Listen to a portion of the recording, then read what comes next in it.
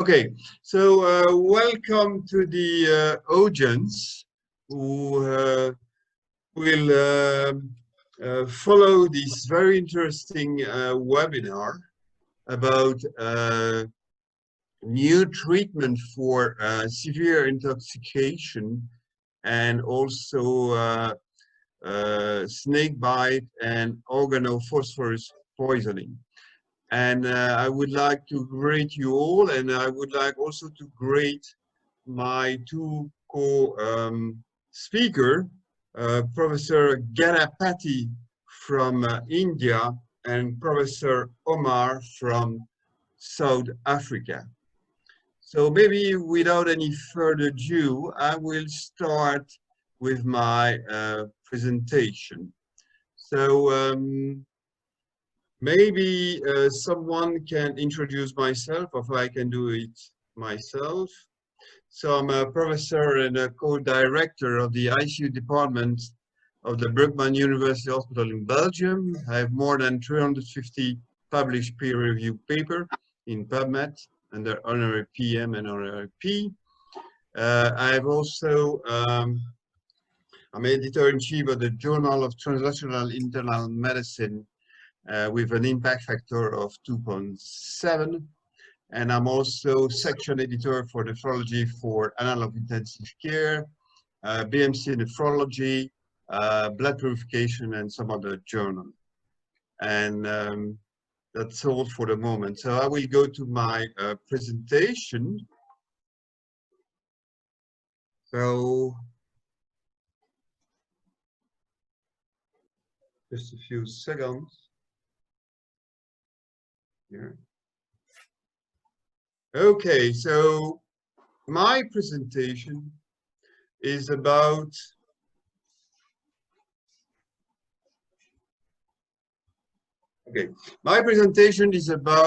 hemoperfusion in severe intoxication. And you will see during the meeting today that we have done huge steps forward to really improve the treatment of our patient. And I would like also to thank Jeffrey, who make this webinar possible. So, as you know, the grandfather of toxicology was Paracelsus, and his famous quote was, "All things are poison, and nothing is without poison. Only the dose permits something not to be poisonous." And very interesting, you have a simple case. You can drink simple water, and if you drink, let's say, 10 liters in 30 minutes, and well, you will get a huge dilution of your body, and you will have an hyponatremia, and you will develop cerebral edema, and you will simply die with just water. So everything can be poisoned. The crucial point is the dose. Now, let's see what steps has been done in intoxication. So at the beginning, when I was an intensivist, we were still locked with the charcoal hemoperfusion. And as you can see on the table here, this was a very old system. It could only tackle small to middle molecule, had a very rough surfaces, and so we were very harmful for blood cells and hemolysis, a very poor biocompatibility, so we had some patients who developed DIC, also a weak skeleton, and that easily broke, and then we had some embolism, which was very bad for the patient. So at the time, we were only trying to remove barbiturate intoxication. That was all. We could not do anything else for all the other medication. Now, in 1976, the first solvent was discovered and was used in clinical side, on the clinical side, and the reason was really changing the whole spectrum of how to treat intoxication with a new device. And this time we could just not only go from middle to macromolecule, also to try to detoxify patient with protein-bound molecule, even at to a level of 97-98% binding, which is incredible. And very importantly, this type of device was lipophilic. And so most of the drugs that are used for suicide are lipophilic drugs. As you know, when we use CRT, it's very good for hydrophilic drugs, but it's completely useless for lipophilic drug. If you have an digitoxin intoxication, you can run for a full year and you will remove nothing of the digitoxin on board. So, on top of this new solvent had a smooth surfaces, had a very good biocompatibility, and a strong skeleton, preventing any embolism. So we have now much wider indication, not only poisoning, but also immune disease, liver disease, renal failure. This is obviously somewhat out of the scope of today. Now, if you see this cartridge, from Jafron HA230, a cartridge really dedicated to poisons, you see that all these lipophilic poisoning items are easily removed by this technique. And this is due because it's an hydrophilic cartridge. The surface is enormous, surely very close to 40,000 square meters. That's about 4 football pitch. It's enormous. And also you have physical attraction with the van der Waals force. So this is really working. Now, what can we do with this new cartridge? We can remove toxin with a molecular weight between 500 Dalton and 10,000 Dalton.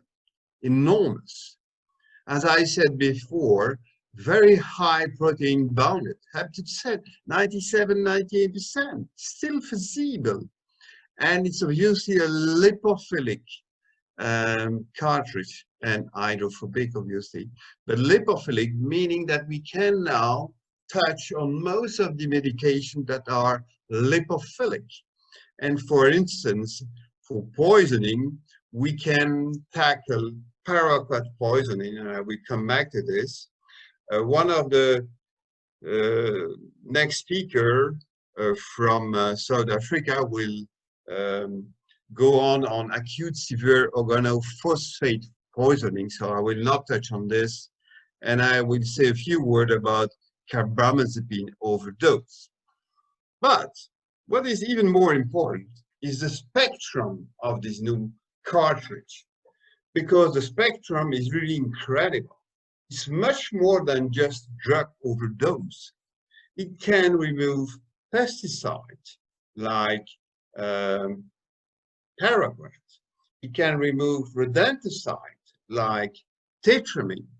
It can remove biotoxin. That's going to be the talk of the second speaker about snake venom, mushroom poisoning, etc. Drug overdose indeed, and also industrial toxin. And this is extremely important. So you see the spectrum is really incredibly large, and this is making this Jafron cartridge so incredibly important for a huge number of situations that in the past all these patients would simply die.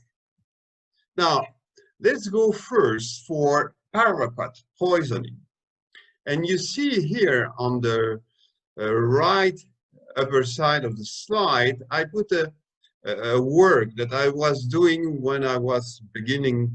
Well, I was already in intensive care, but only for a few years. And in 1994, I was in a poison unit in Belgium, in Brussels, in an ICU poison unit. And we had to face a lot of paraquat poisoning because paraquat was still allowed to be used in Europe at the time. And the conclusion of my review article was that nothing could improve the prognosis of paraquat poisoning at that time, even though that paraquat is an hydrophilic compound, because hydrophilic has a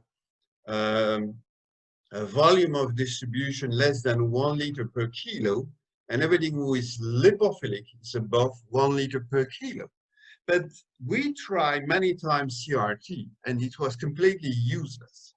So we could not, by any means, improve the prognosis of those patients. They were loose cannon. Whereas 25 years later, in this very nice study by a Chinese group, published in Blood Purification in 2016, as you can see here, they were in a retrospective study looking at 3 types of therapy, either conservative treatment or sober treatment or sober treatment plus CRT. And you can see that the level of paraquat decreased more quickly in the last group here as compared to the conservative group. And this was statistically significant at 72 hours. And obviously you will tell me, well, what does he say? Well, it's nice to remove paraquat, but does it change anything the survival? Yes, it does. Because you see on this here graph, you have in dot and plain line the conservative treatment. So the mortality, the survival rate is only 35%, pretty low. And then here in the dotted line, the large dotted line, it's sober. And then the full line, sober plus CVVH. So we go for 35% up to almost 60%. And this is not due to CRT, it is due to sober. So the first time in the world, I am able to say that one treatment with this cartridge is able to not only remove very effectively paraquat from the body, but can save life. This is a complete change of paradigm. We are not anymore in the previous world. Everything is changing a lot. So this is something crucial to get in mind, bear in mind. Now, another example is this carbamazepine overdose, also a very nice recent study in the American Journal of Emergency Medicine by a Chinese group as well. And this was published in 2017. And there were 3 groups in their study, all with carbamazepine poisoning. And the group A was treated with Soben in the emergency department. And then group B was Soben in the blood purification room somewhat later. And group C had no treatment as blood purification. And you can see that if you look to the Cmax, you see that you have much lower Cmax concentration of the drug in group A compared to group B later on, and surely to group C. Again, you will tell me, what was the clinical relevance of this? Well, look here, in plain line you have the conservative group, in dotted line here you have the group treating the blood purification room, and here you have in dotted line again the group treating casualty in emergency position. And you see that the recovery of the Glasgow coma score was much better in the group treated early on in the emergency room. And you can say, well, what the matter? I don't mind if a patient is, you know, getting awake later. But at least if he's mechanically ventilated, you could have a nosocomial pneumonia. That's already something. But look here, if you choose blood purification, you have no dead patient. If you are choosing the conservative approach, you will have about 11% of that patient, sometimes very young patient. So something to bear in mind. Really try to get rid of the carbamazepine as soon as possible. Wake up your patient, extubate your patient, and you will keep all them alive and without any nosocomial pneumonia. Now, the clinical experience at the shop floor in the ICU is not that complicated. You have to see this 1 or 2 times. You can either run in an hemoperfusion system here, as you see, with only 1 blood pump. It works very well. You can use heparin as anticoagulant. Treatment time is less than 6 hours. And blood flow rate can go from 150 to 300 milliliters per minute. Excuse me. And in another way, you can use it together with a CRT circuit in series, and you put the sorbent here before the filter, and then you can run with the blood pump of the CRT machine. Work with very well also, and you can use heparin, but this may be in the discussion. We can use also citrate. So not so difficult to get on. Now, a clinical case to finish off that I had in my institution a few months ago. We have still a lot of antidepressant poisoning. So tricyclic antidepressants, very dangerous. And just here to show that when they started to produce this in 1957, they replaced the so-called phenothiazine with a CC isoster, as you can see here. And so the promazine was then transformed in imipramine, which is one of the most used tricyclic antidepressants. And just at the tissue level, very shortly, it's a very, very nasty drug because it interferes with acetylcholine, with serotonin, with noradrenaline, and with histamine. And you can see here on the left side that they will not only block the serotonin receptor, but also the reuptake. The same goes for noradrenaline, and the same goes for acetylcholine, even broke down, and then also blocking the histamine receptor. So when it's really in the body, you will have most difficulty to try to bring back to life the patient. And so it's now used less frequently, obviously, because we have much better antidepressant medication with much less side effect. But mostly at the organ level, what you see is cardiotoxic, arrhythmogenic side effect and neurotoxic effect as well.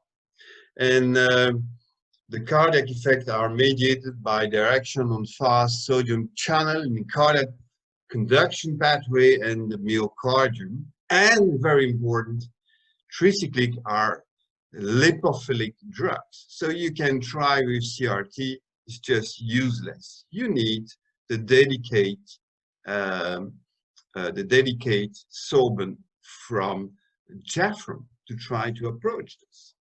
And because of the lipophilic nature, they tend to accumulate in the adipose tissue.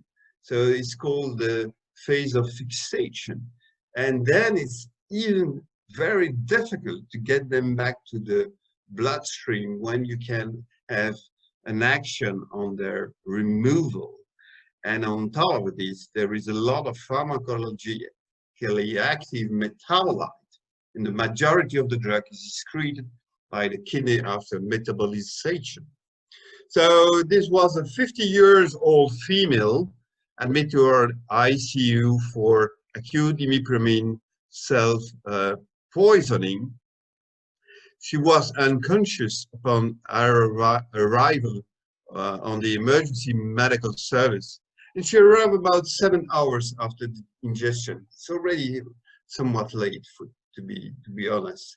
And she was intubated in the field before starting the emergency ambulance.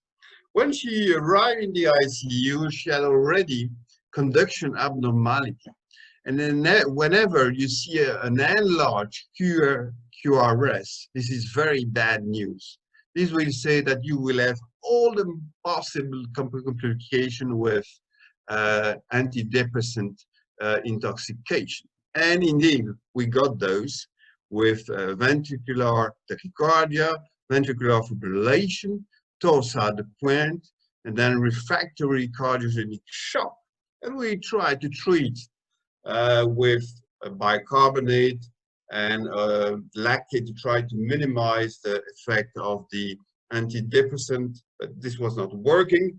We tried to put the butamine up to 50 mics per kilo per minute, noradrenaline up to 2 mics per kilo per minute, and adrenaline up to 2 mics per kilo per minute, and nothing worked. So we had to, in a hurry, put an VA ECMO, and with the VA ECMO, the patient finally stabilized, and she was only anymore on 0.4 mics per minute of norepinephrine. The adrenaline and the butamine was stopped, and she was stable.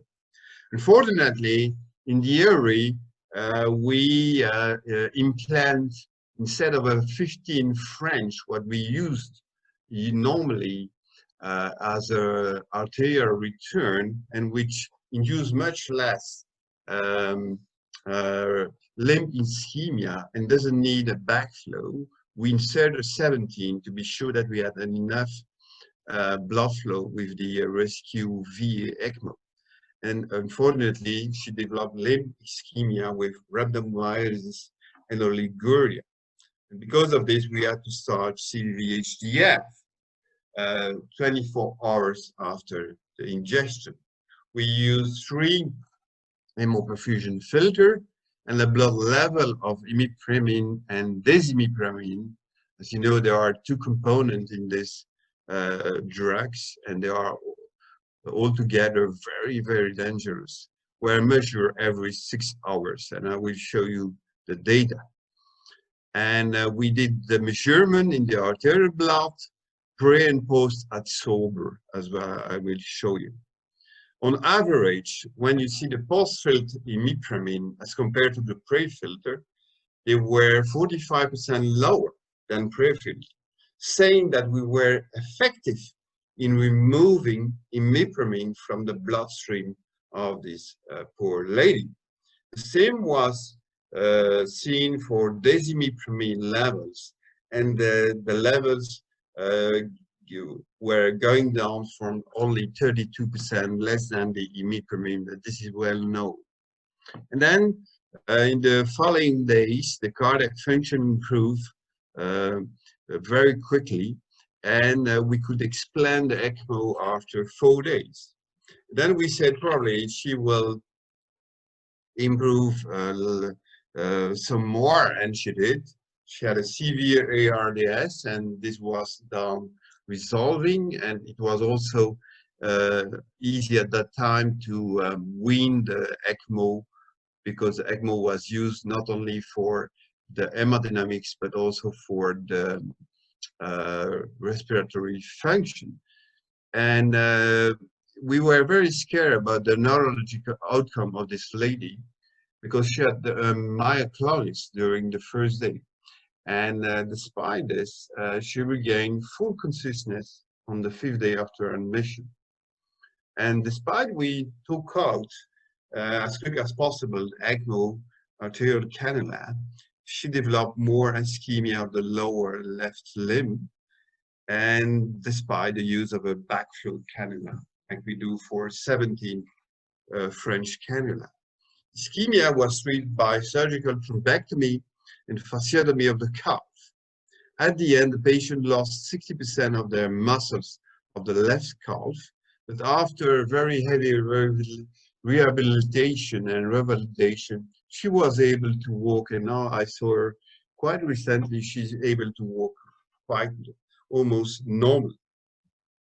So I'm coming back to the imipenem levels, and you see in blue the arterial levels, and at the beginning, when she arrived in the ICU, 7 hours of the ingestion, you see a level of 1100 microgram per liter. This is lethal. And then you see we start 16 hours after she was admitted, the cartridge, and you see then we measure the level in the arterial line. It was already going down very well. And then you see that we compare anytime the pre-filter in red and the post-filter in orange. And you see the pre-filter is much higher than the post-filter. But the difference tend to attenuate with the time. And if you are very late, more than 4 days, you see it's very difficult to get out some residual imipenem level. The same is true for the disiprimab level. When we start here 16 hours after the admission, you see again at the beginning a huge difference between pre-filter levels and post-filter level, showing that we are really removing actively these drugs from the body. And then after some time, you have an equalization of pre and post-filter, and even a rebound here of these drugs. But never mind, in this case, we were successful. Now, for the clinician, I would like to conclude, with this new tool, we can remove highly albumin-bounded drugs with high volume of distribution, and especially lipophilic drugs. This is crucial. We do not have to forget that this is a concentration-dependent system. So we need to be early as possible.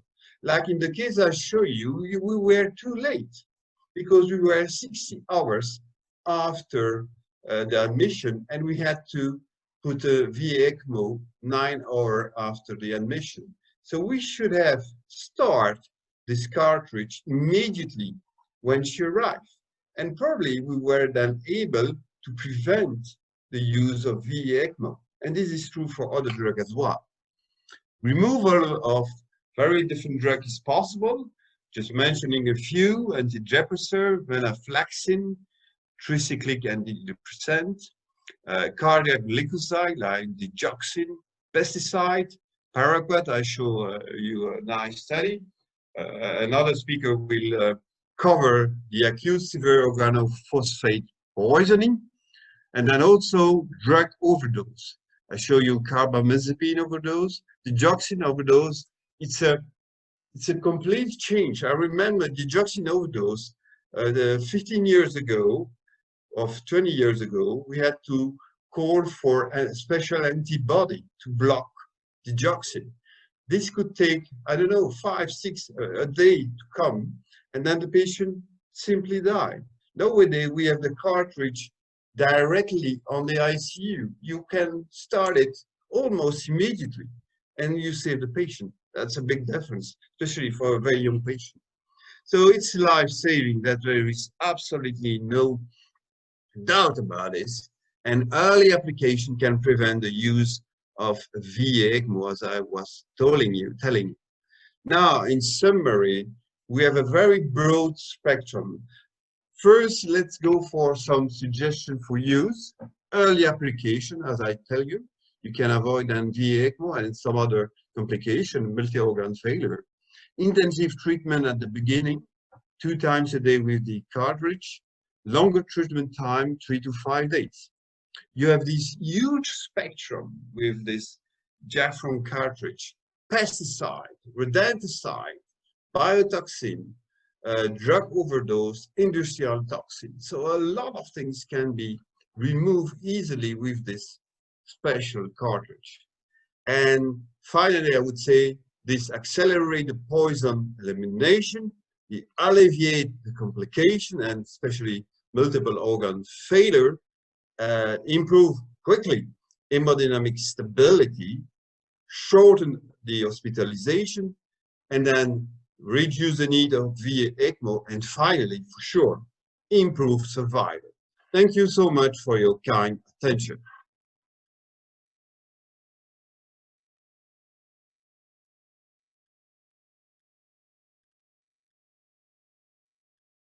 Okay, now I will introduce the second speaker, which is Professor Ganapathy from India, who is MCAM and critical care physician, MD, FCCP, DCCM in cardiology. It's a specialist in clinical toxicology and snake envenomation. It's a critical care physician, national director, comprehensive trauma life support international courses and international trauma care Indian chapter director at the Daventry Institute of Medical Education and Research, Daventry Hospital, Daventry Critical Care Center, India. And he will talk about snake envenomation. All yours, Professor Ganapathy. Thank you, Patrick. I thank the Jafran people and Delvin from India for giving me an opportunity to talk about the hemoperfusion with H230 cartridge for venomous snakebite. Welcome to you all. First, we will just know about the constituent of snake venom. So this is a snake venom, which you all see. It has got so many components which can kill a patient. These snake venoms are cocktails of enzymes and non-enzymatic proteins. The toxic component of snake venom can be classified into 4 broad categories: enzymes, polypeptides, glycoproteins, and compounds of low molecular weight. The enzyme of common snake venom have a molecular weight of 13 to 150 kilodaltons. They constitute acetylcholinesterases, L-amino acid oxidases, serine proteases, metalloproteases, and phospholipases A2. The polypeptide toxins have a molecular weight of 5 to 10 kilodaltons. They have cytotoxins, which produces cytotoxic storm, cardiotoxin, and postsynaptic neurotoxin, that is alpha bungarotoxin of snakebite and alpha cobra toxin of common Indian cobra. They bind to the acetyl receptors at the neuromuscular junction. Here you can see the neuromuscular junction. The neuromuscular junction, alpha bungarotoxin and alpha cobra toxin bind to this acetylcholinesterase receptor. So it produces a non-depolarizing type of neuromuscular block, and the patient die of respiratory paralysis and ventilatory failure. The next component of the snake venom is glycoprotein, which has a molecular weight of 13 to 115 kilodaltons. They constitute phosphodiesterases, 5 nucleotidase, L-amino acid oxidase, and snake venom metalloprotease with different degree of glycosylations. And they also constitute compounds of low molecular weight metals, lipids, nucleosides, carbohydrates, amines, and oligopeptides. These oligopeptides inhibit the angiotensin converting enzyme and potentiate bradykinin. Why I was explaining about the components of the snake venom? Because they all have a range of molecular weight. That is the cytotoxin, cardiotoxin, neurotoxin, selective, and low molecular weight compound. In all these poisonous snake venom are well within the range of molecular weight of toxin that can be removed by our poison cartridge HA230. Excellent. Now, we come to the type of snakes in India. We call it as big four snakes. Why do you call it as big four snakes? Because these four snakes are responsible for the maximum amount of mortality in India, Sri Lanka, Bangladesh, and South Asian countries. We have a standard anti-snake venom which neutralizes the venom of the big four, namely Russell's viper, Naja, Indian cobra, Echis carinatus, the saw-scaled viper, and the Bungarus cereus, that is common crate. Here you can see the snake. This is Russell's viper, toxic and toxic properties. And this is Naja, Indian cobra, which can be seen or identified by its hoof. And this is a has got an arrow at the head, and it is also a type of viper. And this is the common crate, which is the most poisonous snake, and it has got a nocturnal habit. So it has got 0.6 milligram of Indian cobra and neutralizes 0.6 milligram of Russell's viper and 0.45 milligram of common crate and 0.45 milligram of saw-scaled viper. But unfortunately, we have got so many types of other poisonous snake like hump-nosed viper, pit viper, and Malabar pit viper, and monocled cobra, that is Naja Kautia, banded crate, king cobra, and sea snakes. So this is the pit viper, which has got severe nephrotoxic and hepatotoxic property. And this is the king cobra, which can kill a big elephant, and sea snakes, which will produce rhabdomyolysis. But the venom of the mentioned above snake is not neutralized by the standard ASV available in India. Further, without knowing the exact snake poisoning, if we use this anti-snake venom, it is ineffective and it is of no use, and anti-snake venom are very expensive. So you cannot waste the anti-snake venom. So we should know the importance of this acute poisoning cartridge H230 in snake envenomation. How are we going to use? It is used as an adjuvant in the treatment of snake envenomation. It decreases the venom-induced toxicity.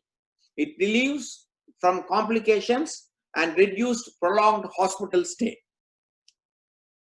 So here you can see the cartridge which has been used along with the CRRT mission. And how are we going to use this? Usually we use it on a hemodialysis machine, or it can also be incorporated in CRRT machine, as Professor Patrick told. We normally use 3 cycles. The duration of each procedure is between 2 to 4 hours. The first cycle is followed after 12 hours, and the third one after 24 hours. Here you can see now a patient is on in our ICU. He is on this H230 cartridge in a hemodialysis machine. Normally, we use standard unfractioned heparin as an anticoagulant. Because of the coagulopathy in snakebite, we use 2500 international unit of heparin only for priming, and we try to use heparin-free hemoperfusion by using saline. Then the important investigations what we do during the procedures are blood protein, especially we concentrate on platelets because platelets are reduced during hemoperfusion, and we see the coagulation profile like clotting time, bleeding time, whole blood clotting time for 20 minutes, activated partial thromboplastin time, prothrombin time, INR, fibrinogen. Because a cytotoxic storm is involved, we also see the septic profile like interleukin-6 and even TNF-alpha, C-reactive protein, procalcitonin and LDH. And every half an hour, we do arterial blood gas including electrolytes, mainly concentrating on hypokalemia and hypocalcemia. We use this hemoperfusion technique for 15 patients of severe cases of venomous snake bites. This study confirmed that for the patient of severe cases of venomous snake bite, combining hemoperfusion with HA230 along with the standard treatment of anti-snake venom and supportive care, it is safe and reliable, and it can directly eliminate the toxin in the patient's blood so as to reach the objective blood purification, and it produces substantial curative effect. It returns the platelets to normal as early as possible, and it also reduces the swelling at the level of the snake bite, and it is very useful to incorporate this cartridge in the clinical treatment of venomous snake bites. Here is the chart what we normally adopt. It is for a single patient. We just see hemoglobin, platelet, WBC count, PT, INR, APTT, blood lactate, TNF-alpha and IL-6. See, on the day 1, the hemoglobin was 13, then it's gradually reduced to 9.8 because of the hematotoxic effect of the snake bite and a side effect of the hemoperfusion cartridge. The platelet from 1.2 lakhs has reduced to 70,000, but the WBC count has remarkably reduced from 34,000 to 20,000, and the prothrombin time has slowly reverted to normal. INR has also reverted to normal after the cartridge from 1.4 to 1.1. APTT has also reduced, and there is significant reduction in the level of blood lactate from 6.3 to 1.8. We all know it is a prognostic factor and it indicates tissue hypoperfusion, and remarkable reduction in TNF-alpha from 800 to 45 and also IL-6 10.4. So this study shows the effect of this cartridge on the poisonous snake bites. In case of coagulopathy with severe bleeding, restoration of coagulopathy can be aided by giving, normally we give fresh frozen plasma, cryoprecipitate for fibrinogen and factor VIII, fresh whole blood or platelet concentrate, but we prefer of giving fresh whole blood because it contains of all the constituents instead of blood components. So here you can see the patients with this gingival bleeding due to reduction of platelets, and we see the abdominal scan for hemodialysis to see the changes in the kidney. So this is a normal kidney where you can see the good corticomedullary differentiation where it has become poor. So earliest stage you can see the changes of the kidney. So if you start the cartridge earlier, you can avoid all these complications. Here you can see the perinephric fluid and edema around the kidneys. So you can see it, which occurs within 6 hours. If we start the hemoperfusion cartridge as early as possible, we can avoid all these complications. Here you can see moderate pleural effusion, and they also go into a capillary leak syndrome. So all these things can be avoided by early administration of a hemoperfusion cartridge, and it can be repeated after 12 hours and next third cycle after 24 hours. And this is the compartmental syndrome, where they have done fasciotomy. And if you use this cartridge, we have not seen even a single case of compartmental syndrome.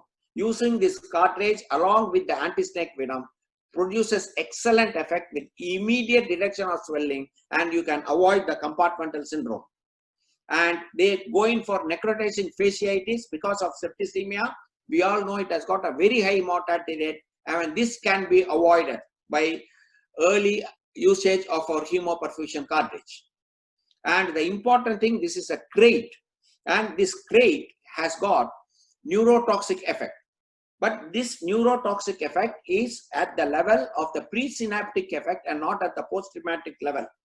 So it is due to the axonal damage, and the reversal depends on the axonal repair. But once, if you start the cartridge, it avoids this axonal damage, and the patient do not go in for ventilatory failure. So the final advantage of hemoperfusion cartridge for snake bite is, most of the time only less dose of anti-snake venom is required. There is a rapid reduction in swelling, and it avoids the compartmental syndrome, and it corrects the coagulopathy, the DIC coagulopathy in snake bite. We call it as venom-induced consumption coagulopathy, VICC. And it reduces the frequency of dialysis in snake bite-induced acute kidney injury, early correction of snake bite-induced sepsis and septic shock. It reduces the patient days on ventilatory support, and it overall significantly reduces the morbidity and cost of the hospital stay. Such an excellent effect is SR. So to conclude, the woods are lovely, dark and deep, but we have promises to keep, and miles to go before we sleep, and miles to go before we sleep. And as Professor Patrick has told, this extracorporeal removal of toxin by hemoperfusion has improved a lot, and along with ECMO, we have saved so many cases, and especially it is very good for lipophilic drugs, and we get an lipophilic drug known as glyphosate poisoning here, which produces lipophilic toxicity, and we give intravenous lipid because it produces severe cardiogenic shock like the local anesthetic drug. And our hemoperfusion cartridge we have used for more than 30 cases. It has got a tremendous effect with nil mortality effect. Thank you for your kind here. Thank you so much, Professor Ganapathy, for the excellent talk and overview about snake envenomation. Now it is time to move to our third speaker, Professor Shad Omar, who is Professor in Critical Care at the School of Clinical Medicine, Faculty of Health Science, and at the University of Witwatersrand, South Africa. He's a chemical pathologist and consultant at the Chris Hani Baragwana, the famous, very large hospital in the Southern Hemisphere, academic hospital, intensive care unit.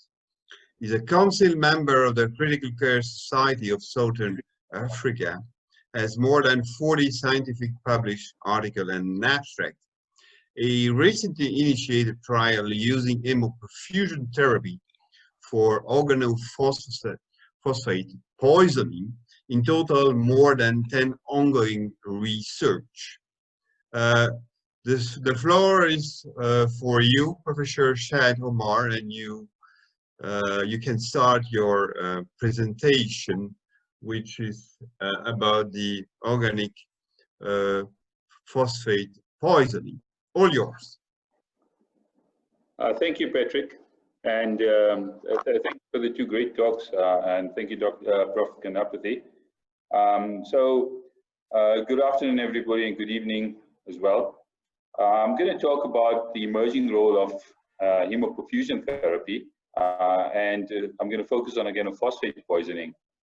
And the important disclosures I have, these two companies, I just want to thank Jeffron and Jalo, which is a distributor locally in Southern Africa, for supporting our hemoperfusion trial for organophosphate poisoning.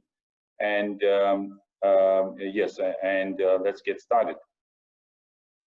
So I'm going to try and cover a little bit of the pathophysiology of organophosphate poisoning, which is probably familiar to most of you, the clinical picture, and then I'm going to talk a little bit about the burden, probably locally here in South Africa, in Southern Africa, and then we'll go on to looking at hemoperfusion as a potential therapeutic strategy, and is this going to be our solution? And then I'm going to give you some two real-life cases to finish off. So, for looking at the pathophysiology, organophosphates bind to acetylcholinesterase, and what acetylcholinesterase usually does is break up acetylcholine into choline and acetic acid. Now, obviously, if there's no acetylcholinesterase, or if this is inhibited, we'll get an accumulation of ACH, and obviously that's going to impact on the receptors that it binds, which are the muscarinic and nicotinic receptors. So if we look at organophosphates, they bind to the acetylcholinesterase, and once this binding ages, there's a term called aging, and once that occurs, and that is variable from one toxin to the other, once this aging process occurs, then in fact, this bond becomes permanent, and in fact, this acetylcholinesterase can no longer be regenerated, and the only solution is to wait for the synthesis of new acetylcholinesterase. And usually the carbamates can actually bind to the phosphate here when aging hasn't happened yet, and actually release the acetylcholinesterase off the organophosphate. And that's the, sorry, not the carbamates, the oximes. And that's the therapeutic strategy why we employ oxime therapy for organophosphate toxicity.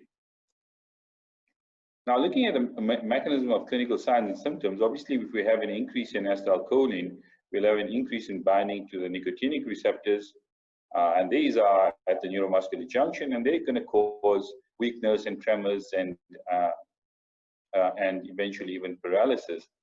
They're also going to bind to autonomic ganglia, to adrenal medulla, and to the central nervous system. And therefore, you can sometimes get tachycardia or hypertension as well. But mostly, these are the problematic symptoms related to binding of the muscarinic symptoms. And we often will see bradycardia, we'll have severe diarrhea, and the big problem, bronchuria, increased secretions. And usually, together with the weakness, this usually is the indication for intubation and mechanical ventilation. And there are lovely acronyms looking at trying to memorize those symptoms. But for those who see it, they recognize it immediately. So now let's go on to understanding the burden of organophosphate. Now, internationally and worldwide, organophosphates are used as pesticides, throughout the world. And the WHO estimates roughly 200,000 deaths a year, with almost 2 to 3 million cases per year of organophosphate poisoning. And we've noticed in the past few years that the cause of organophosphate toxicity has become a lot more complicated. When we look back in the last 5 or 10 years, something has changed, and that's what opened our eyes. Because we see in our hospital probably 30 to 40 cases a year. So we're seeing one, at least two or three a month. So what we decided to look at is we were intrigued by, in fact, the more complicated cause, and we thought, and patients suddenly were spending 3-4 weeks in the ICU. We were getting long-term neurological complications, which we had never seen before. Now, our problem is a lot different from the pesticide issue, because we live in Johannesburg, which is a large city in South Africa, and hidden behind or within the city is really a large informal sector. So there's a lot of informal housing with little or no service delivery. And what this means is that organophosphates are really important to keep rodents out of people's homes. So this is a widely available component, even though we live in an urban area with no significant farming around us. So what happened probably about in 2011, 2012, was one of the big companies, Bayer, internationally withdrew one of their products, which was a carbamate, LD carb.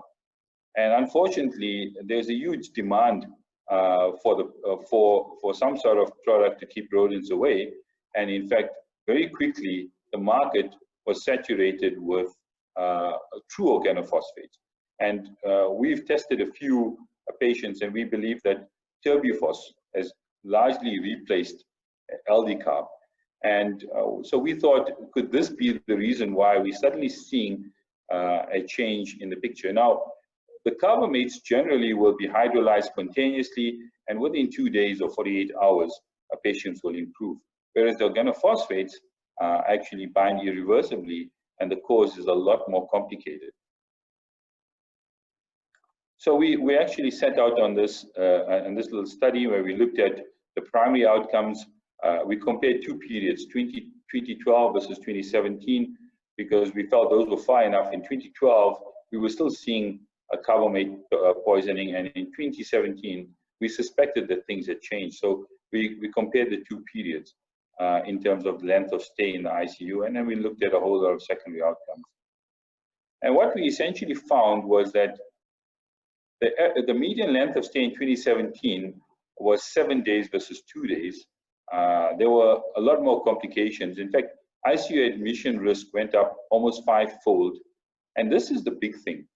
We had suddenly an increase in cost from around $35,000 US in 2012 to treat organophosphates to over $1 million US in 2017. So we found that it was becoming a lot more expensive, not only because of the number of cases, but probably what is more important to us was that suddenly our patients were staying much longer. And now what that really meant was that the excess ICU patient days that were required in 2012 means that we actually had to turn down probably a lot more patients than previously. So ICU beds, if you live in any country, developing country, you'll realize ICU beds are gold. And in fact, it's worth a lot more than just the monetary value, because at any given time, we probably have 2 to 3 patients waiting for an open ICU bed. So we actually, what the question was therefore, could hemoperfusion present a solution in the form of enhanced elimination? And we know very well that in fact, extracorporeal therapy has been used for a long time, and they were well suited, like Patrick mentioned earlier, for when we think about hemodialysis, they're well suited for a low volume of distribution, generally less than 1 liter per kilogram body weight. And those toxins or particles that we want to remove are generally water soluble. They don't have significant protein binding, and they're generally small enough to fit in through our filters, which have a pore size of between 20 and 30 kilodaltons.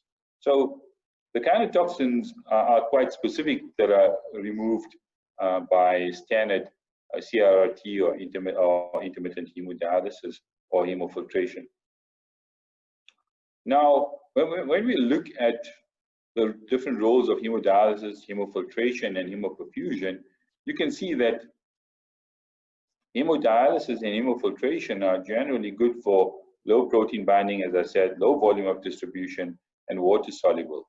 Whereas hemoperfusion will be specifically, or will be better suited to protein bound, lipid soluble, and ideally a low volume of distribution. But even then, even with higher volumes of distribution, these are challenges that it is possible to overcome.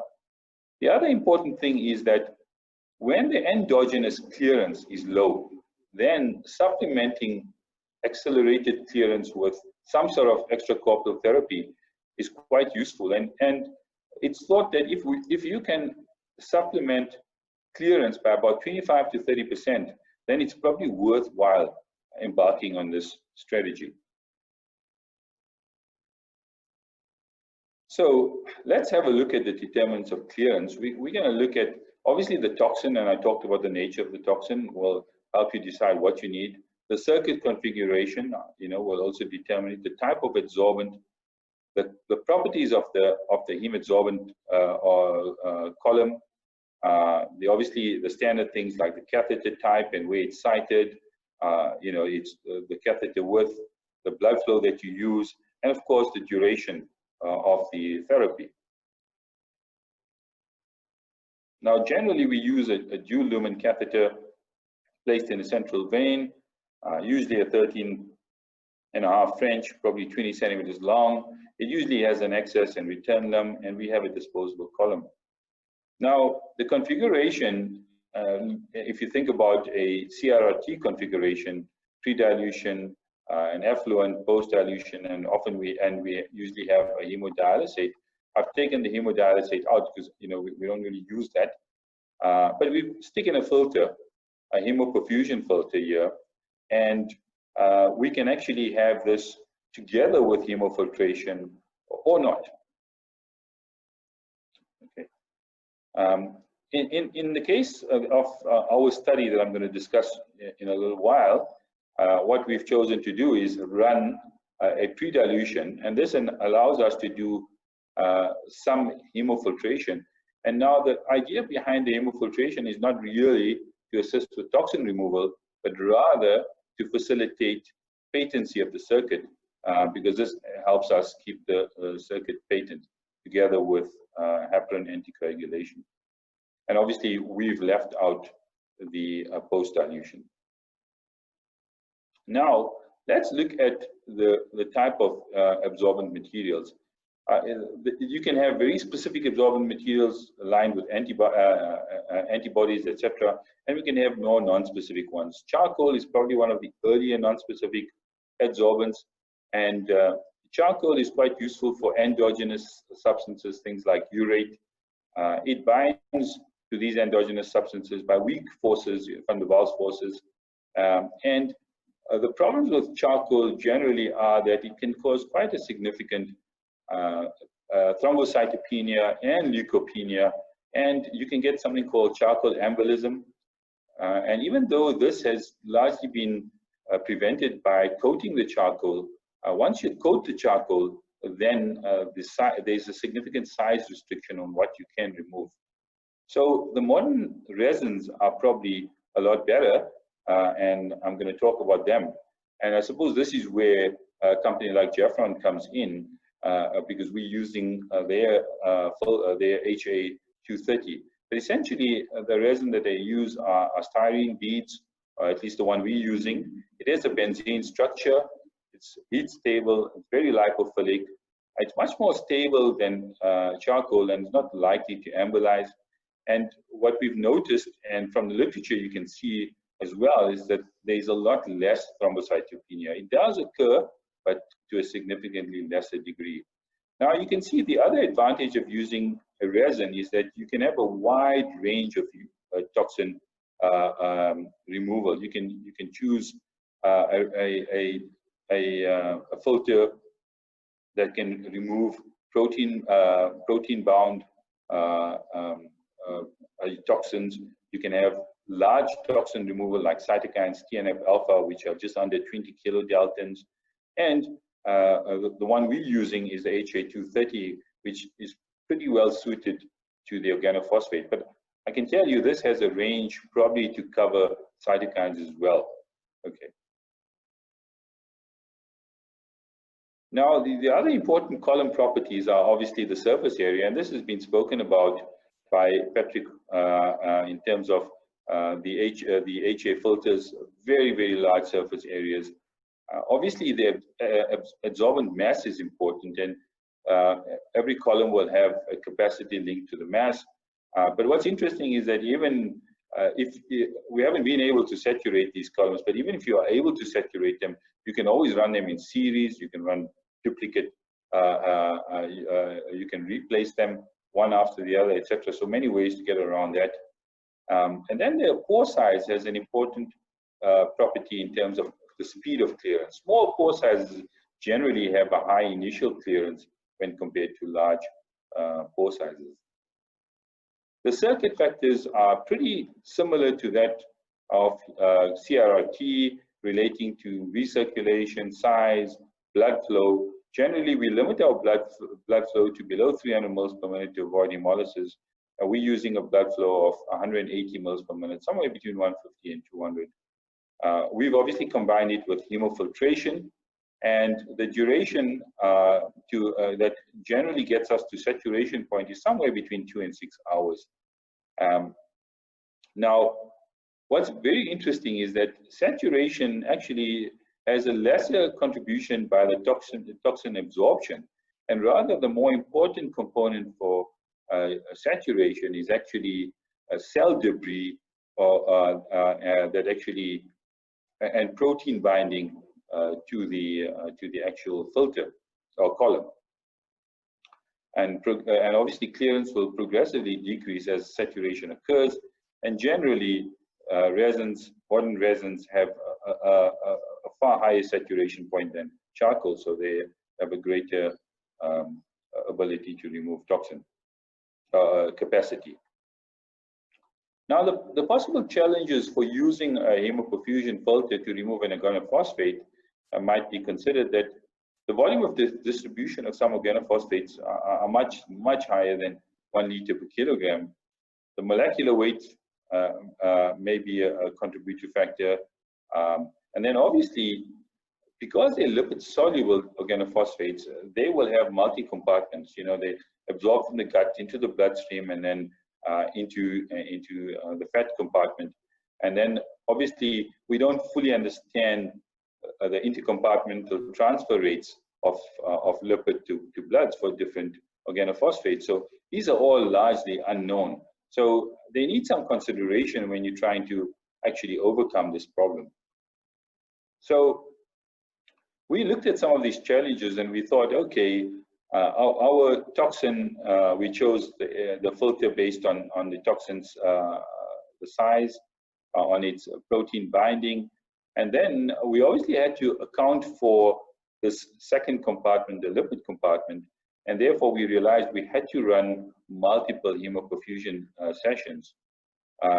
What we didn't know was obviously what was the appropriate interval between the hemoperfusion sessions, because we really didn't know what the intercompartment transfer rate was between the fat and the blood. So we, as part of this initial study, this is what we are also studying, is we're looking at peaks and troughs before and after hemoperfusion. We've given an 18-hour break between sessions to allow intercompartmental transfer, and obviously with this initial work we'll be able to tell what an appropriate interval is.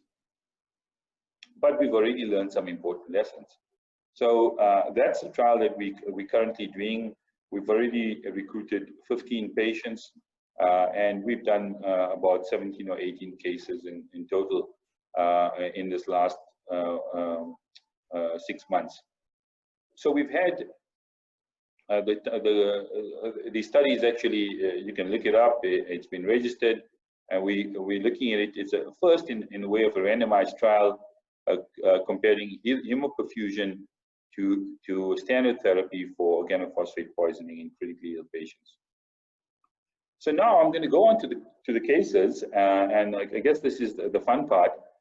The first case, I want to thank one of our doctors working in the unit, Dr. Safiso Mahdi, and he managed this case for us. And this was a young 16-year-old girl who presented with a deliberate ingestion of this poison. Now, that's the other interesting thing, is that probably 99% of our cases are attempted suicides or parasuicides. Okay. The patient was in the emergency unit, had to be intubated and ventilated, required some circulatory support, and a cholinergic toxidrome was observed. And this is kind of standard for anybody who works, I suppose, in a country like South Africa or India. You probably see a lot of this, and it's just a clinical diagnosis that you make very quickly. She was admitted to the ICU for further management. Now, this is the starting point. I want to show you. And what we had here is basically on this side, GCS and muscle power in green. And then these black lines are the organophosphate concentration in units per liter. So the patient comes in with a GCS of 7, and the acetylcholinesterase level is less than 200 units per liter. And for those that work out percentages, this is less than 10%. So very, very low levels. Organophosphate was obviously, atropine therapy was started, and by day 5, atropine was weaned off due to control of symptoms. And in the next few days, the patient developed further weakness. The GCS dropped again, and atropine had to be restarted. There was increased secretions, and the patient gradually improved by day 14. The GCS was still low by day 14, but the atropine was once again weaned off. A tracheostomy was done because the GCS was low, and what we generally do in this time period was when there's low GCS, we exclude hypoxic brain injury because we don't know what may have happened in the emergency room. We also do an EEG to rule out subclinical seizures. And so I think we did post-trachea, we did an MRI, and we found no evidence of hypoxic brain injury. Did an EEG, we found no evidence of seizure activity. And in fact, atropine was restarted at this point. Now, there was some marginal improvement in GCS, but it still remained low at a GCS of 4. Now, we realized at this point that we probably had developed intermediate syndrome early on, and now we were probably going on to some sort of delayed weakness. What we found at this point was the cholinesterase level was still very low, less than 200. So in keeping with a ongoing organophosphate poisoning. We contacted the family and got permission to perform hemoperfusion. And by the time we got the hemoperfusion started, this took a day or so. We did a 6-hour session, as we usually do in this study. This patient unfortunately did not fit into the study because she was underage, and so we had to get special permission, and so she's not a study patient. Within the 6 hours of hemoperfusion, you can see the GCS shot straight up to 10. The muscle power started improving, and after the second session, we waited 18 hours. We redid the session, another 6-hour session, and the GCS went up to 14, and you can see globally the power went up to 4 out of 5. And in fact, when we measured the cholinesterase level, it had already gone up to 700 or 800 almost. So it had gone up almost threefold. It wasn't long. Within the next 24 hours, the patient was breathing spontaneously on the ventilator. And then in the next 24 hours, the patient was put onto a high flow, breathing spontaneously using this adapter, tracheostomy high flow adapter. And then, and you can see that the cholinesterase level now within the next 2 to 3 days was almost in the normal range, almost 3,000 or just under 3,000, or just under 2,500. So it was a remarkable improvement. Within 24 hours, the patient was decannulated, and in the next 24 hours, the patient was discharged from the ICU. A few days later, she was discharged home for follow-up on an outpatient basis. So this was a remarkable story. And what is very, very interesting here was that we applied the therapy so late, and we still had such an amazing response. And this really, I must tell you, surprised me. The next case I'm going to tell you about is a case. This case was managed by another of our ICU doctors, Dr. Pano Perez, and this was a 28-year-old gentleman who presented to the ICU following an overdose of an unknown quantity of a calcium channel blocker. And the calcium channel blocker was later found out to be amlodipine. On arrival, he required inopressors, adrenaline, in other words, and he also did not respond to the stepwise management, and we had to do something about him. So I've put you on the left axis the adrenaline dose in mics per kilo per minute, and on the right side in blue is the mean arterial pressure. And I put this red line as the target mean arterial pressure that we would use as 65 to ensure perfusion. And then, yes. So now this patient comes in with 0.7 mics of adrenaline, a mean arterial pressure of 50, very low, and get some fluid. The adrenaline is increased to 0.9 mics of adrenaline, and we slowly get a response in blood pressure, but we don't break the 65 millimeter mercury target. We then give, the response is short-lived, and we have to give some more fluid. We then decide to initiate a calcium infusion following the standard calcium dose that we give. We also decided to initiate insulin glucose therapy at 2 units per kilogram per hour. We did get some response. Once again, it was short-lived. We had to give a bolus of fluid, and we decided to initiate methylene blue. We gave a dose of methylene blue, and we started an infusion, and there seemed to be some sort of response, which once again was short-lived, and the blood pressure dropped again.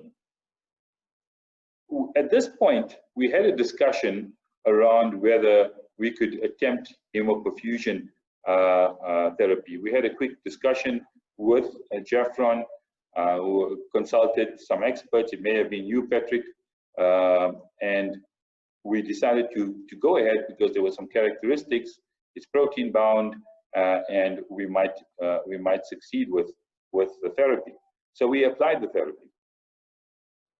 We applied the first therapy, and within that 6-hour period, for the first time, our hemodynamics improved to the point that we crossed the 65 millimeter mercury line. We were able to wean the adrenaline dose, and we were able to stop methylene blue, insulin, and calcium, all in this 6 hours of therapy. We then waited because we had no idea, once again, what kind of transfer rate we needed from albumin back into free levels. We had no idea how we were going to actually, what period to wait. So we waited the standard 18-hour period, and I repeated the next dose. And once again, you can see that following the next cycle, our mean arterial pressure improved, and we were able to stop the adrenaline totally. So within 2 cycles, we had this remarkable response. And I can tell you that amlodipine has a half-life of up to 50 hours. And in fact, this entire period was just about 60 hours. So we had really a remarkable clinical response. What we did was we kept the filters, and we asked the laboratory to actually measure amlodipine levels in the 2 filters. They used, I'm told, LCMS, or liquid chromatography mass spectrometry, and we used amlodipine from the pharmacy as a standard. And we found that in the first filter, we had a concentration of 80 milligrams per liter.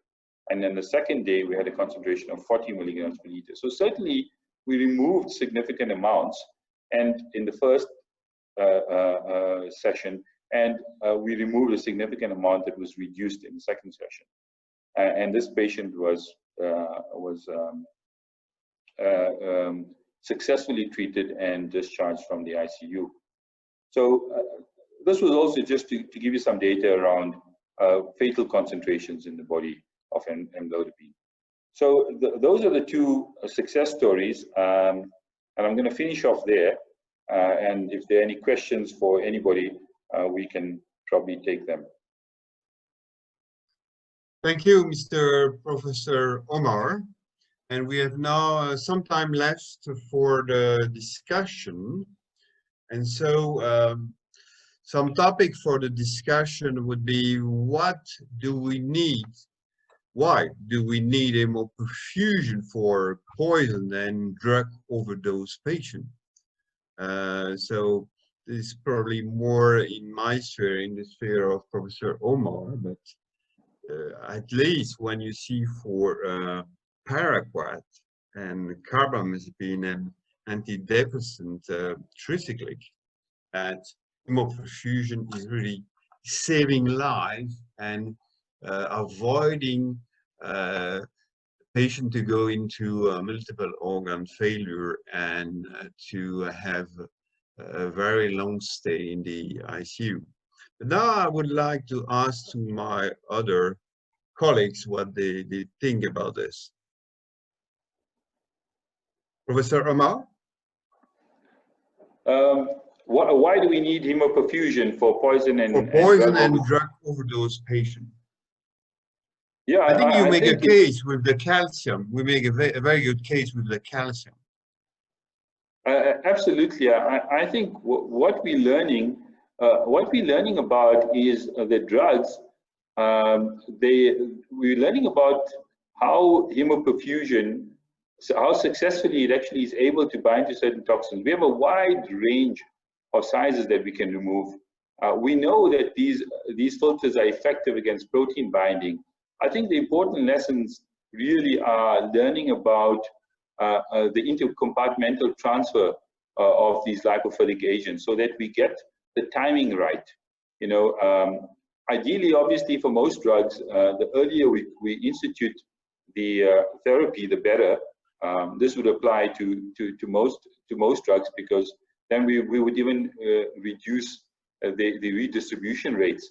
But certainly, the timing and the intervals for me are the big lessons. But there's no doubt that the technology has changed. The resins are really become very good, and it's making a difference from a clinical point of view, from outcomes, from length of stay, and overall, it's improving patient care. So in my mind, no doubt that this is the way forward. I think the beginning of our learning is only starting now, especially for me. Okay, and for Professor Ganapathy, I would like to ask you about the timing when you have the envenomation. Do you think this is also very critical in those cases? No, it's absolutely as early as we see the symptom. For example, extension of the swelling and changes in the blood parameters, coagulation parameters, bleeding, as early as we start it, so that you can take the venom through the hemoperfusion and you can avoid the complication and also the hospital stay. As you told, suppose you would have started the hemoperfusion for imipenem earlier, you could have avoided the VA ECMO. So like that, as early as possible, if we start, we can also avoid the complication, we can avoid the ventilator and dialysis therapy, and we can also reduce the cost. Okay, now a question for Professor Omar. You were discussing the different approach, different modality, when you should use hemoperfusion alone, or perhaps in combination with HD or CRT. And there was a case also about paraquat, although I think paraquat is only eliminated despite its hydrophilic compound, mostly by hemoperfusion. There is probably other issue that we have to think about. But what is your opinion about this, Professor Omar? So yeah, I think based on for example, a lipophilic structure, and you probably don't need any hemofiltration or hemodialysis because of the very nature of what you're removing. However, we've used the hemofiltration component purely for circuit patency. You know, we run a pre-dilution, and this just helps to keep our circuit going, and helps us to reduce the amount of anticoagulation dose that we give. And we hope that that obviously reduces the risk of bleeding. However, as we learn about more toxins, the one thing is important is that some drugs and toxins, especially drugs, may be present in a free fraction. So it might be protein bound, but you might have a significant free fraction. And in that case, there might be removal of that free fraction. And then a case of, for example, albumin dialysis might also be quite useful in combination. So certainly I think there's a lot of learning to do here.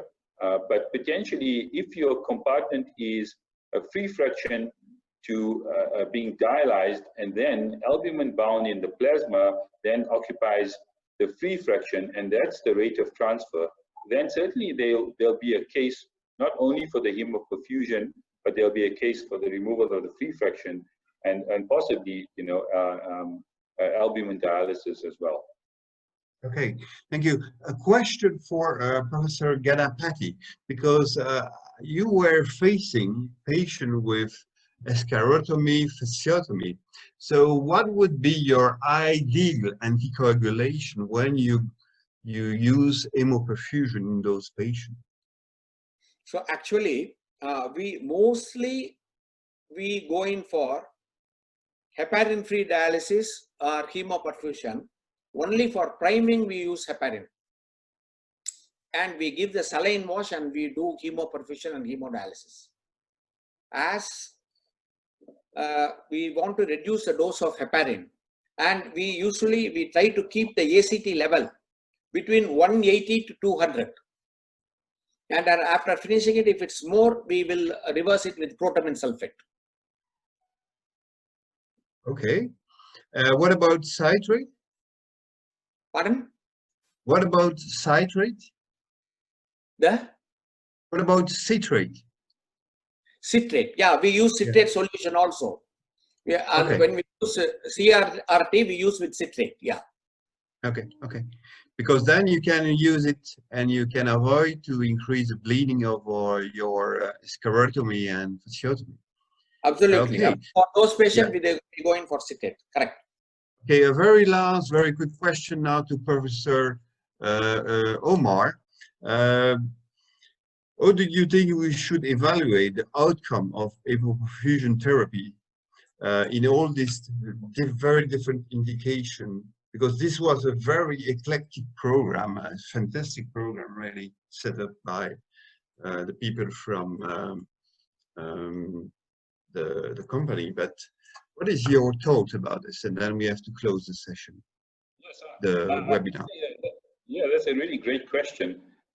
You know, if you think about the field we're discussing, it's not a high volume field. That means we don't see large numbers of patients. And I think one of, if we use mortality as an outcome, it may take a really long time. It may take international collaboration to show small progress.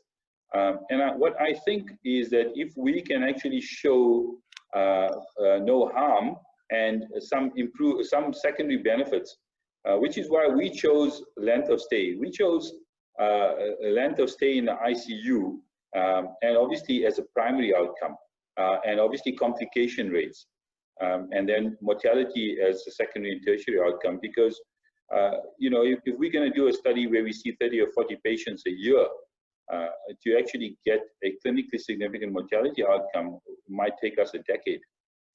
You know, so yeah, that's our feeling. That's how we've designed our study, and I think probably secondary meaningful clinical outcomes are going to be useful. Okay, the very last point. There is also an ethical issue, because we know this cartridge is working very well in all these indications.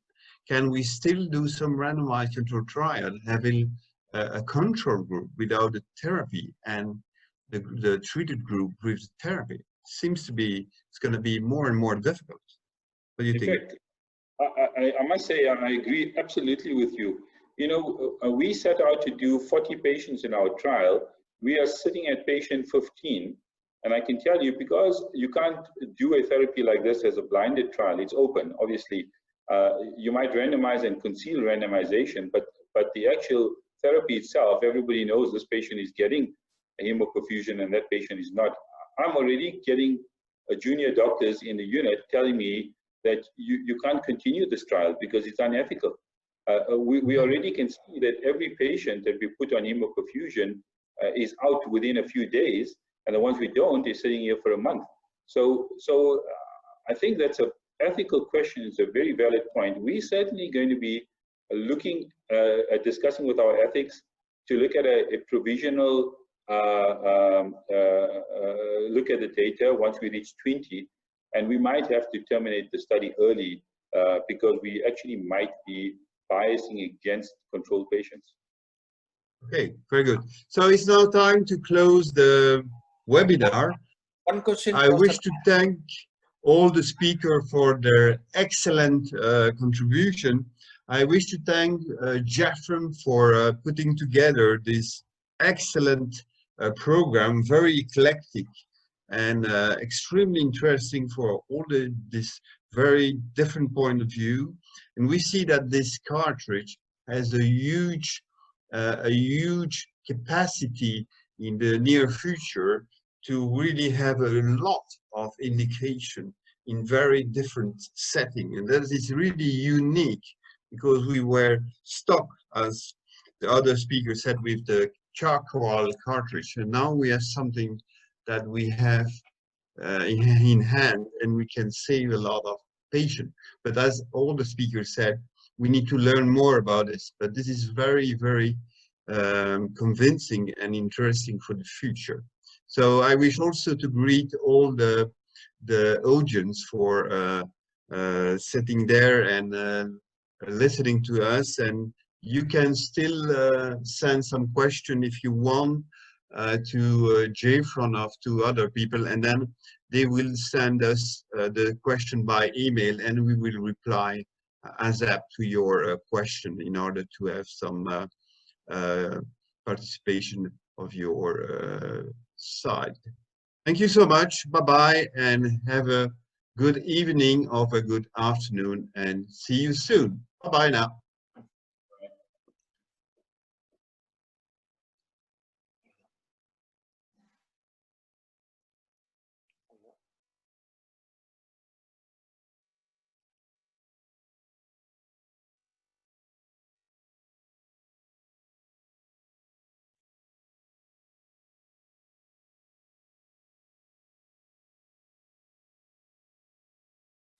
Professor Patrick, photo